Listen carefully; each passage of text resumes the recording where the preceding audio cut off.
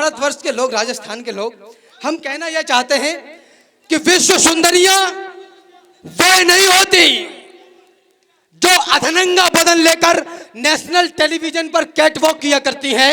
विश्व सुंदरियां वह होती हैं जो अग्नि में जलकर बलिदान होना तो पसंद करती है, लेकिन दुश्मन को अपना नाखून दिखाना भी पसंद नहीं करती। ऐसी ही एक कहानी हमारे गर्वीले रंगीले राजस्थान पर है, मां पद्मावती की। कुछ विद्वानों ने, कुछ इंटेलेक्चुअल्स ने, चोटों ने कहा कि यह पद्मावती की नाम की कोई महिला हुई नहीं, यह तो काल्पनिक कथा है। मैं उनसे अंता के प्रबुद्ध श्रोताओं के जमानत पर कहना चाहता हूं, अगर यह कथा काल्पनिक है तो तुम ऐसी कल्पना करने वाले के भी पैर धोकर पी लो। यह कल्पना भी आसान नहीं है। पटकथा आपको पता है, रावण रतन सिंह को छुड़ाकर लाया गया है चित्तौड़। मुझे आगे से पीछे तक एक बार आशीर्वाद की तालियां दीजिए, मैं प्रारंभ करना चाहता हूं। रतन सिंह आजाद हुए तो खिलजी खिसियाया था, घर में ही मिली पराजय के कारण वह चिल्लाया था। मेवाड़ धरा के कुछ सैनिक पिंजड़े को तोड़ गए थे और खिलजियों की आंखों को लज्जित छोड़ गए थे। गोरा बादल चचा भतीजे लाखों पर भारी थे, युद्ध कला के करतब उनके सचमुच तलवारी थे। बिना शीश के युद्ध लड़ा था, कथा अमर कर आए, जीत गई रजपूती और दुश्मन के मुंड झुकाए। तो उधर नगाड़े बजे, इधर दिल्ली में मातम छाया और अहंकारी खिलजी खुद ही खुद में छल्लाया। बोला, सेना से मुस्तंडो जाओ और मर जाना, अपने बेहूदे चेहरे मुझको अब नहीं दिखाना। दिल्ली जैसे बड़े दुर्ग की रक्षा न कर पाई, चंद सैनिकों के हाथों घर में ही मुंह खाई। वो आजाद परिंदे से आए और उड़ा ले गए, तुम तलवार न खींच सके, वो राजा छुड़ा ले गया। उसने मुझको ललकारा है, मैं उसको ललकारूंगा। घर में घुसकर मारा है, घर में घुसकर मारूंगा। हाथी घोड़े सजवाओ, भाले बरछी उठवा लो, सारी तलवारें तीर कटारी पर धारें रखवा लो। कूच करो चित्तौड़ दुर्ग की घेराबंदी कर दो, जो आंखें पद्मिनी को देखें वो आंखें अंधी कर दो। तो बूढ़े बच्चे विधवाओं पर रहम नहीं तुम खाना, वीरों से ना जीत सको तो छुपकर तीर चलाना। दबे पांव चित्तौड़ चलो, तुम भनक न हो दुश्मन को, मैं गर्दन से दूर करूंगा रतन सिंह के तन को। तो खिलजी अपनी सेना लेकर पहुंचा उस माटी में, बलिदानी धरती के ऊपर मेवाड़ी घाटी में। एक मुफ्त सेना को रोका, जोरों से चिल्लाया और कायरों के समूह को एक फरमान सुनाया। बोला, सन्मुख दरवाजा तोड़ो, आगे घुस जाओ, मेवाड़ी मान पद्मिनी को मेरे सन्मुख ले आओ। जो ही सैनिक बड़े सभी का सहसा मन अकुलाया, किला नहीं था सन्मुख उनको काल खड़ा दिखलाया।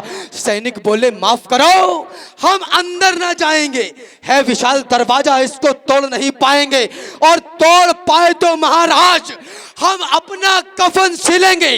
किले के अंदर सोए हुए मेवाड़ी सिंह मिलेंगे, सोए शेर जगेंगे तो फिर सबकी रूह हिलेगी।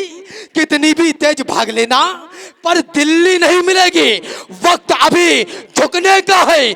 मेरे आका झुक जाओ, और सबकी खैर चाहते हो तो बाहर ही रुक जाओ।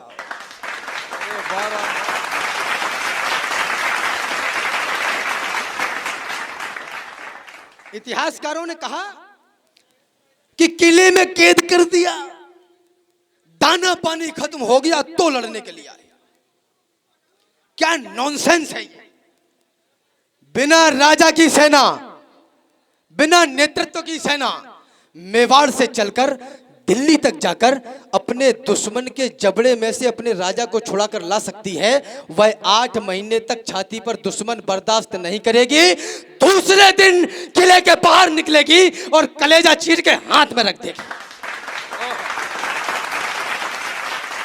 अरे चित्तौड़ दुर्ग दुर्गों का राजा, अंबर से ऊंचाई। एक बार और कही जाती है, पढ़ाया जाता है, मैं हाई स्कूल से लेकर बल्कि 8वीं से लेकर है पूरी एनसीईआरटी में, मुगल इंफ्रास्ट्रक्चर। झोपड़ी बनाने की हैसियत नहीं थी उनकी रेगिस्तान में, वो यहां पर बिल्डिंगें बनाएंगे। ये माना प्रकृति भी बदलती रही है, ये माना कि कुछ भी अनश्वर नहीं है। कहां थी, किधर है तुम्हारी विरासत? हमारी विरासत अभी भी वही है। चित्तौड़ दुर्ग दुर्गों का राजा, अंबर से ऊंचाई, पैदल घूमो तो उम्र गुजर जाए इतनी लंबाई। लंबाई से भी विशाल थी रावल की प्रभुताई, प्रभुताई से बहुत कठिन थी पद्मिनी की ठकुराई, और ठकुराई के आगे खिलजी व्यवस्थित दिखाई पड़ता। किला बेध लेने वाली वह नित्य नीतियां करता, किंतु किले की उस दृढ़ता का वाह वाह क्या कहना। 8 माह तक रेत छानती रही खिलजिया सेना। विद्वान लोग बैठे हैं, विशेष 4 पंक्तियां पढ़ रहा हूं। केवल एक यही भय था जो उनको रोक रहा था, मानवता का रक्त बहेगा यह डर टोक रहा था। पर्वत और युद्ध के किस्से और वेश्या का मुख, ये तीनों समुचित दूरी से ही देते सुंदर सुख। कथा युद्ध की सुनने में रमणीक लगा करती है, मगर समर्थल में शोणित की धार बहा करती है। बच्चे अनाथ होते हैं, बहुएं विधवा हो जाती हैं, तभी युद्ध की असली सूरत मित्र नजर आती है। पूरे विश्व के लिटरेचर में एक बात कही जाती है, everything fair in love and war. इससे बड़ा मूर्खता का वाक्य पूरी दुनिया के लिटरेचर में मुझे नहीं लगता। हमने प्रेम करने के भी नियम बनाए और युद्ध करने के भी। सूर्यास्त शंख बजा युद्ध समाप्त, सूर्योदय शंख बजा युद्ध प्रारंभ। Everything fair in love and war. और हम चल पड़ी पूरी की पूरी पीढ़ी उन्हीं के पदचिन्हों पर। कहना चाहता हूं नौजवानों, वर्तमान परिप्रेक्ष्य में भी लीजिएगा, पहले कफन बांध लो सिर पर, फिर भगवा बंधवाओ।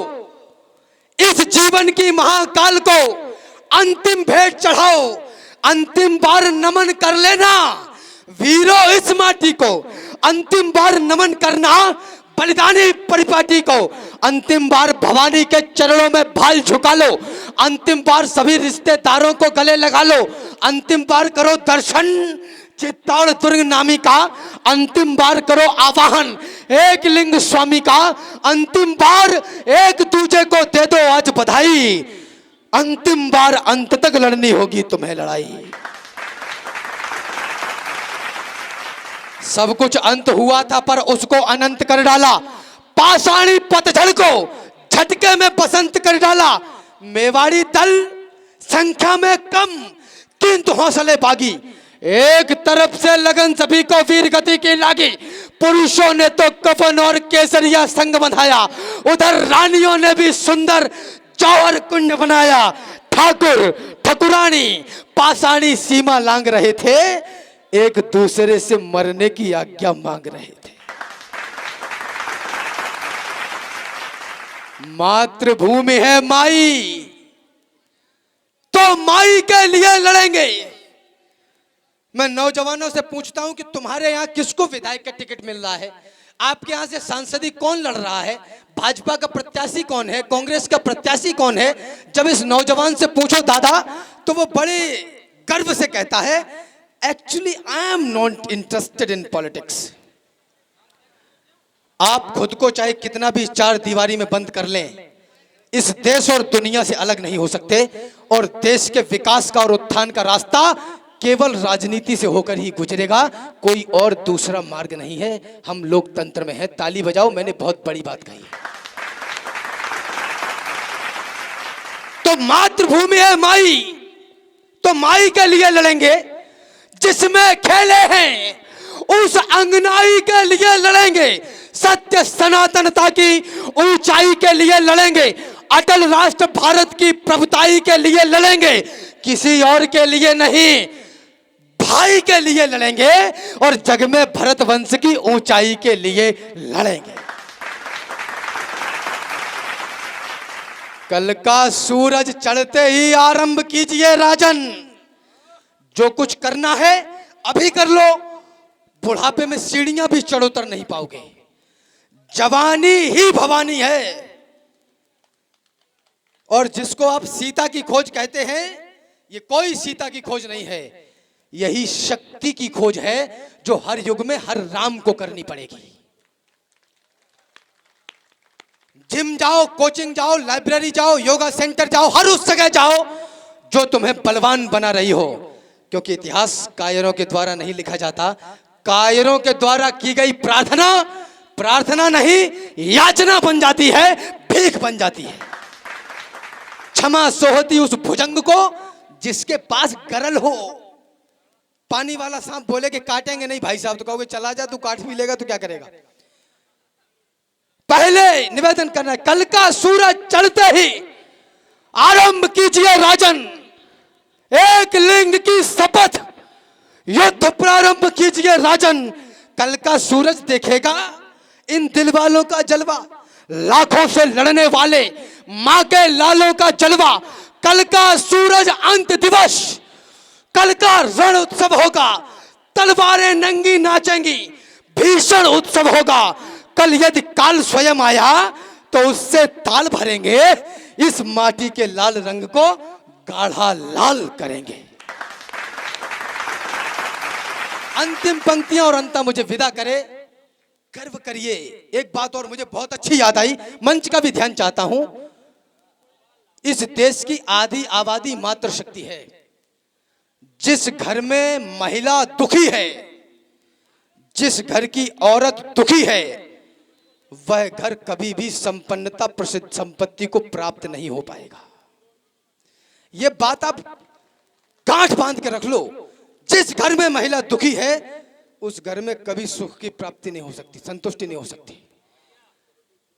चली कुंड की ओर कंचनी काया को दमकाने, गोहिल वंश के शुद्ध हुए सूरज को अमर बनाने, चली कटारी आज बड़ी तलवारों से टकराने, खिलजी फिलजी क्या पूरी दुनिया के होश उड़ाने, चली आज अंतिम पथ को दर्शन का धाम बनाने, चली मातृभूमि को प्राणों की माला पहनाने, चली चला चित्तौड़, चला मेवाड़, चली जब सतियां, हे अग्निदेव स्वीकार करो 16,000 आहुतियां।